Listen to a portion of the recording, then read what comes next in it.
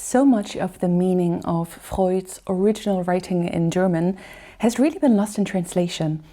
I don't know why, but for some reason the translators took Freud's very everyday German words that any German speaker could relate to, and they turned them into words like ego, Cathexis, Parapraxis. I mean, I wouldn't even know how to spell them. And those translated words, they just don't feel anymore like I'm talking about my soul. They don't feel like I'm catching a personal experience. What was originally a method to examine myself suddenly starts to feel like some distant scientific observation of others. And that was definitely not what Freud had in mind. But somehow he and his daughter still approved of those terrible translations. So, as a German native speaker, I feel called to right some of those wrongs. If you want to read about what got lost in the translation from German to English, there is a book you can read as well. It's from Bruno Bettelheim, Freud and Man's Soul. Unfortunately, it was delivered to me in kind of a, bad state. This is the book I will be referencing a little bit, a book that I have drawn on. But of course, I'm going to share all of my own associations, my own personal thoughts when it comes to some translations and how questionable they may be. And of course, I also want to give you what a book can't give you, and that is pronunciation. And more specific pronunciation in High Standard German, because that is my native language. To the best of my knowledge, back in the day, Standard High German was the language of university. And it was probably also more common in the social group that Freud was a part of. Back in the day, they also had Latin and Greek in school, which is why, words like eros, thanatos, Oedipus complex, they entered his vocabulary, even though they sound very complex, but it was just knowledge that was common among the people that Freud surrounded himself with. But still, Freud spent most of his life in Vienna, and almost certainly he had an Austrian, specifically Viennese, twist or accent to his speech that I won't be able to reproduce, and I'm not going to pretend because that would be weird. So we will stick to Standard High German in this class, but you may consider this your first German lesson, where I will walk you through some of the most important words Freud actually used, what they mean, word for word translations, and how to pronounce them in Standard High German. So with that clarification out of the way, welcome to your first German lesson, or should we say, herzlich willkommen zu deiner ersten Deutschstunde. We will start with one of the most important words, which is das Unbewusste, the unconscious. I'm going to pronounce it again slowly. Das Unbewusste. Das Unbewusste. The unconscious. So Freud had 3 levels of consciousness. One was consciousness, das Bewusste. Then there was das Unbewusste, the unconscious. And then there was also a third level of consciousness that he called das Vorbewusste, the pre-conscious. We can split up Unbewusst into Un und Bewusste. And within Bewusste, consciousness, is the German word Wissen. Wissen means to know.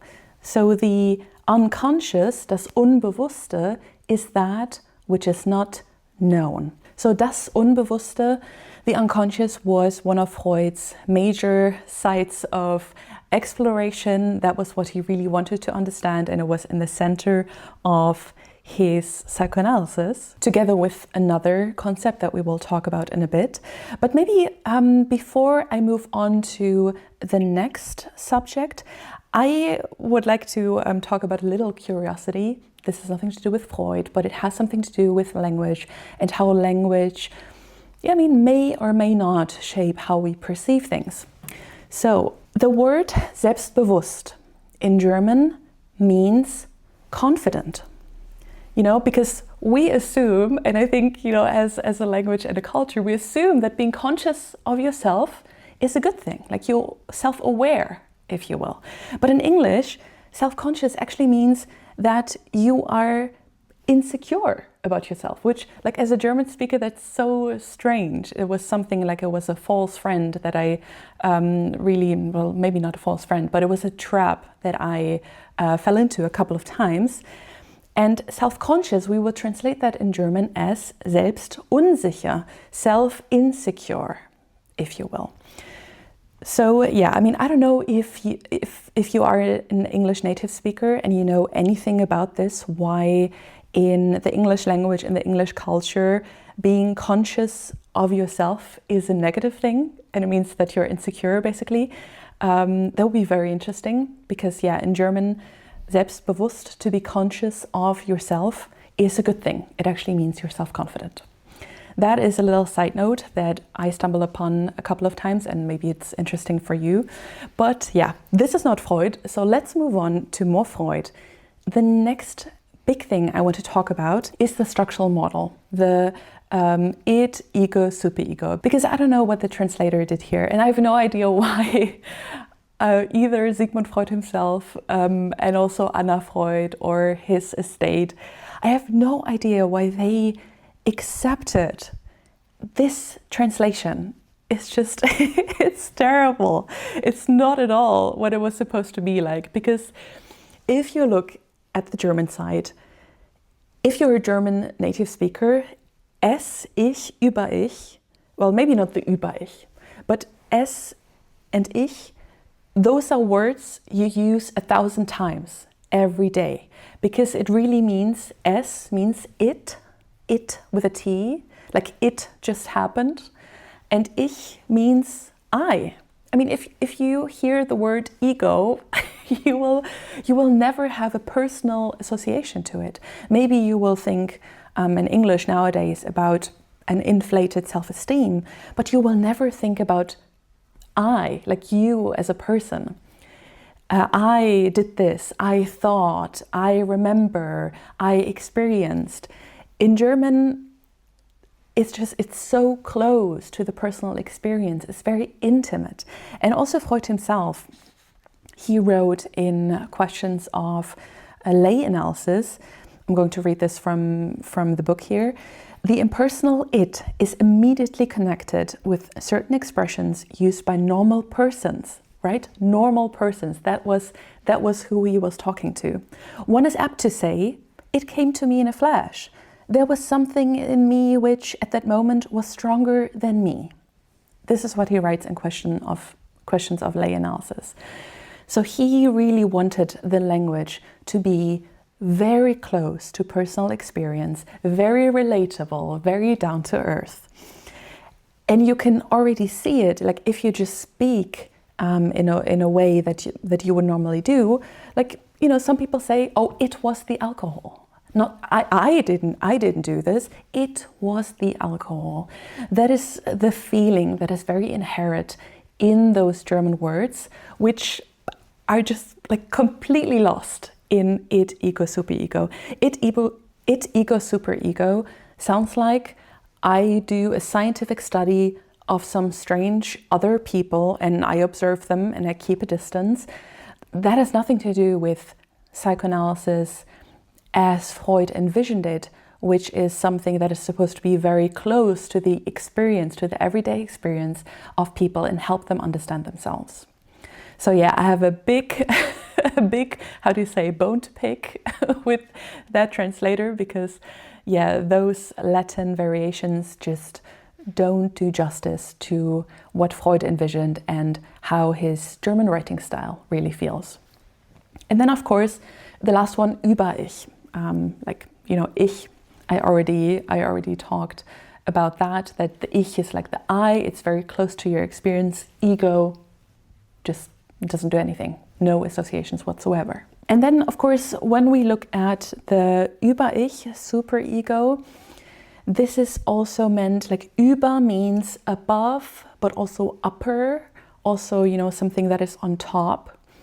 And I think that is also closer to the experience that the Über-Ich is all about authority. It's about something, you know, that sits on top, that has more power, that has more authority. And yes, superego, Yeah, I mean, I just think of like Superman or Superwoman. I wouldn't necessarily think about authority. That would not be my first association, because you know the associations you have when it comes to super ego, like there's not a lot, but if you, as a German speaker or as an English speaker, you probably have different associations to above, on top, upper, anything that signals more of an authority. And here I picked out one of the drawings that is in Freud's book Neue Folgen der Vorlesung zur Einführung in die Psychoanalyse. That's his new introductory lectures on psychoanalysis. I think they were published 1933. He did an original set of introductory lectures and then he updated those. So this is from the updated version. And here you can see how those different levels of Bewusstsein, Unbewusstes, Vorbewusstes, the consciousness, unconscious, preconscious interact with the Ich as Über-Ich. So you can see, I don't know if that is visible, maybe I have to zoom in a little bit. Freud kind of drew this almost as an eye apple, right? And here is kind of the cornea, the front of the eye, and the W, BW, means Wahrnehmung, Bewusstsein. So it means the perception, what you can see, and consciousness. Then there's a level of vorbewusst, preconscious. And then here in the back we have the unconscious. And you can see that, you know, that's also the way, I think Freud never drew it as an iceberg. That's usually the picture that people have. He drew it, to the best of my knowledge, in this format. So you have the Ich that has both conscious, preconscious, and some unconscious elements. The Über-Ich, the superego, also has, you know, some conscious, preconscious, and unconscious elements to it. And the It, the S, it's completely unconscious. It is completely, you know, verdrängt, repressed. So I thought that was a nice little illustration to include. In case you're curious, you can look it up yourself in the new introductory lectures on psychoanalysis. Moving on, this is another very important, like next to the unconscious is probably one of the most important terms. It's der Trieb, the drive, or sometimes also translated as the instinct. And you know, if you look at instinct, instinct in English, if we wanted to translate that into German, it would be instinct, just, you know, with a different emphasis on like the second syllable. So it's not instinct, but instinct. So if Freud wanted to say instinct, he would have written instinct. It's like, so, you know, this is not what he meant. I don't know why it's so often translated as instinct. Because really, you know, the better translation and just the more appropriate one is the drive. Because Trieb has to do with Antrieb, which is like, you know, you're driven by something. It's a word that carries energy, that, you know, really symbolizes the energy that is inherent to the S, to the It, and that is driving human beings towards life, and it's just very important. I've seen recently some distinctions that I really like. It was in Canbeck, and Canbeck says, well, actually, you know, when we're born, we only have instincts. But that is more like the instinct to move your arm, to arch your back, instincts to, I don't know, throw up if you've eaten something. Like the only inborn emotion, to the best of my knowledge, is disgust, so that you can, you know, get rid of stuff that is not good for you.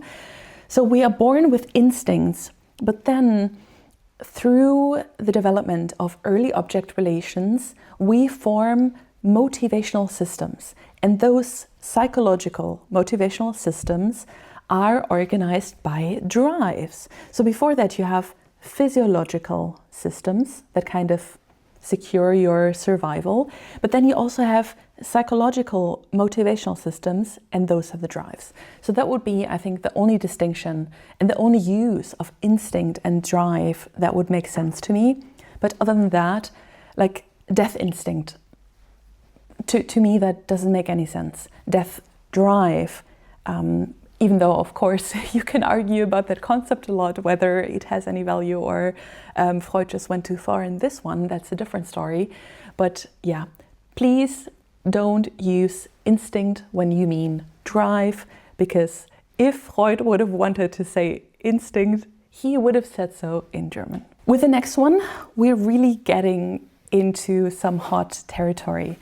To the best of my knowledge, the English translation of Besetzung is Cathexis, and I think this was a word that was newly created by the translator to, I don't know, capture the German meaning while completely obliterating any sort of personal meaning that you could possibly draw from it. I mean, Cathexis, I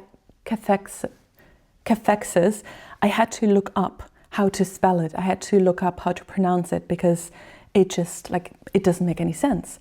And Besetzung, die Besetzung, on the other hand, is such a common German word. It has the word sitzen in it, which means to sit, like I'm right now, but more in the sense of occupying something. And that could be many things. The most often quoted meaning of Besetzung is if a military occupies a city, that's Besetzung. But also, if you go to, if you have your vacation in Germany and you're in a restaurant and you need to go use the toilet and you're not sure, a toilet, it might be occupied or it might be not. So you try to open it and from the other side, someone will scream, besetzt. That means, no, this toilet is taken, it's occupied. So that's also a Besetzen, very experienced near. Besetzung can also refer to a position that is filled. For example, there is a, how do you call it, like a new professorship that opens at the university, and we need to occupy this new seat. We need to distribute this new seat. We need to find someone to fill this seat. But also, for example, and Bruno Bettelheim, like in this book that I talked about before, he doesn't mention any of this, but what also came to mind for me was if you have a movie and someone is starring in a movie, there's a certain role that they're cast for. That is also Besetzung, Filmbesetzung, like someone who occupies a role in a movie. And I really like this meaning of Besetzung and this association, because you can get this idea of someone is playing an important role in my life. There is a German sentence that one of my supervisors once said to us psychotherapists in practice, and it was, wer sich nicht inszenieren lässt, spielt keine Rolle. And what he meant by that, what this German sentence translates to, is something like, if you don't let yourself be staged in the session by your patient in a role that they need you to fill, you are not important. Then you don't play a role. So those were some of the associations I had. And then also Besetzung, it can mean a soccer team. For example, if Germany is playing in the World Cup or something, they will be like, oh, and today die Besetzung ist. Today the players that are playing are, so and so. So Besetzung has a lot of different meanings. It's very rich, and you can see how for everyone this is going to spark a different association. And of course, what Freud meant by this is that something is invested with a lot of energy, a lot of libido, something is really being invested in. But yeah, this is all the meaning that Besetzung has, and Cathexis, I still can't pronounce it properly, still doesn't have any of that. Moving on, another word I didn't know how to spell or pronounce, which has a very nice and clever and multi-layered German original word, is parapraxis. Parapraxis. Never heard of that. Again, it was a word, I think, that was newly invented to capture the German word Fehlleistung.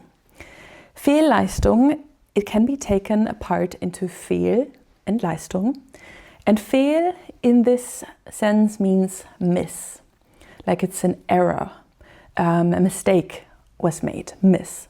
And Leistung means performance or achievement. So this often is being translated to as faulty achievement, faulty performance, misperformance, misachievement. And what it means is, for example, a Freudian slip. When you say one thing but you mean another, or when you forget an appointment which you claimed was very important to you, when you grab the wrong thing, when you don't remember someone's name even though you think you really want to remember it. And you could ask yourself, well, where is the performance? Where's the achievement in that? What is the Leistung? And the Leistung is drive satisfaction, because you kind of didn't want to remember that name, or there was something to the person that really annoyed you, or you really wanted to sleep in, or you were scared that you would fail the exam, and so you sleep in and then you miss it, which of course consciously you're very upset about, but unconsciously it gives you some drive satisfaction of, at least I don't have to take an exam today. And again, I think you see the German word, it's also a new word that's being put together, because what I love so much about the German language is that in theory you can make endlessly long words. You can combine any word, like if I go back to a word that is together, like making a compound. So Freud also newly invented this word, but it's just so rich in meaning, while parapraxis, just doesn't mean anything. Now I have two other ones, one being the uncanny, das Unheimliche, das Unheimliche. And this again, there are many, we can take this apart in many different ways and look at different meanings. I want to give you all of them so that you can see for yourself what you resonate with. But das Unheimliche, first of all, again means or not. Heim, there are a couple of different combinations here. Heim means home. So it's kind of the unhomey, if you will. Like the uncozy, the unfamiliar, like something that's a little spooky. That's kind of the emotional charge that this word has. Now, Heim, it means home. If you say heimlich, it actually means secretive. It means that you're doing something without telling someone else. You're kind of secretive. But another word that would be put together, but then E is missing. It's a bit difficult to explain. But this is probably from heimlich, which means homey, cozy, familiar.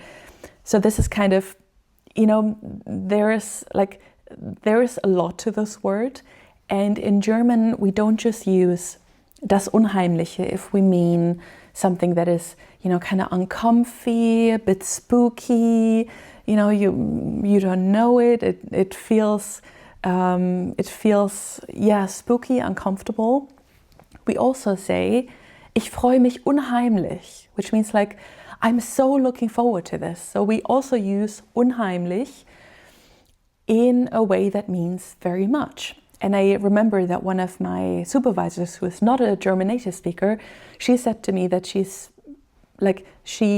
really catches her attention when people say ich habe mich unheimlich gefreut, because of the inherence in unheimlich of spooky and a little scary and unfamiliar and just not like home. So again, unheimlich, like the unhomey lessness, that which is spooky.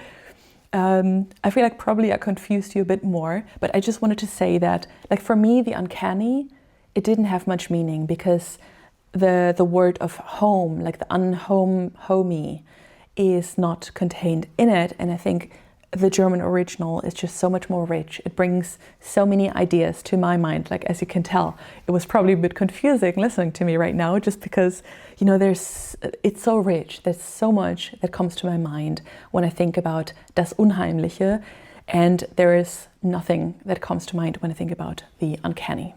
Then another one that I just want to briefly mention is the book that Freud wrote called Civilization and its Discontents, or in the original German, Das Unbehagen in der Kultur. And now what is important is, on the one hand, you know, the word Unbehagen and also the word Kultur. Because, you know, the English translation is civilization. Again, you know, it's the same as with instinct. If Freud wanted to say civilization, he would have written Zivilisation, because we do have a German word for it. So if he wanted this to mean civilization, he would have said so. But he said culture. Again, because culture, it's so much richer. It has so many meanings rather than civilization, which sounds a lot more textbook, history, science, natural science like, rather than Kultur. And then Unbehagen. It's translated as discontents. But again, just like unheimlich, Unbehagen means kind of uncomfy. Like if you wanted to translate it like in a very brutal way, it would be the uncomfy in culture, that which is uncomfortable in culture. And I think this is so much better than the English translation, because Freud's point was not that culture is a bad thing. His thesis was that culture has a price that we pay.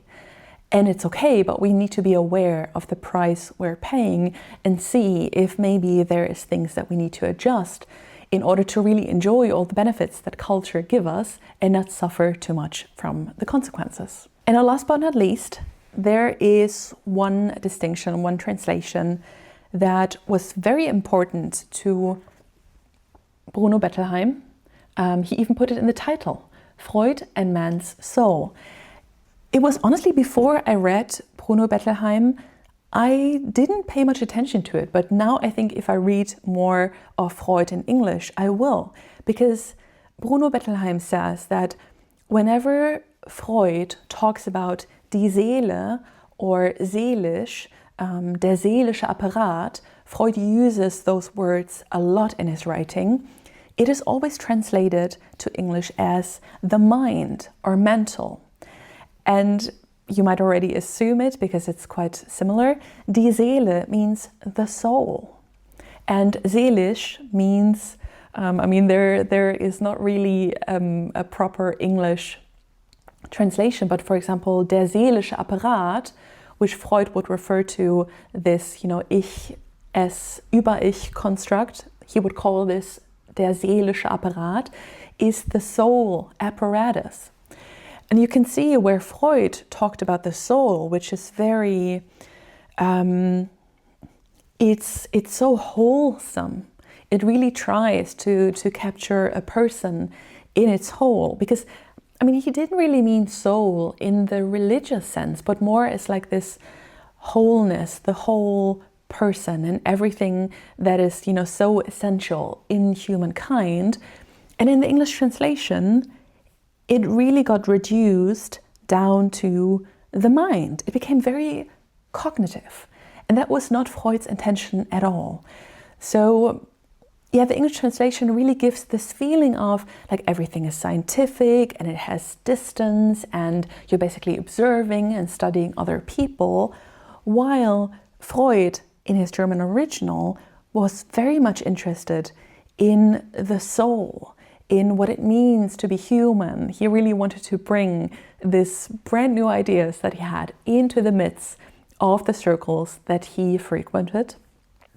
And that is unfortunately something that is really missing.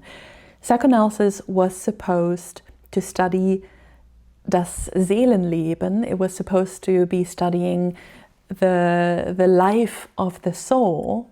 That would maybe be how you would translate that German phrase.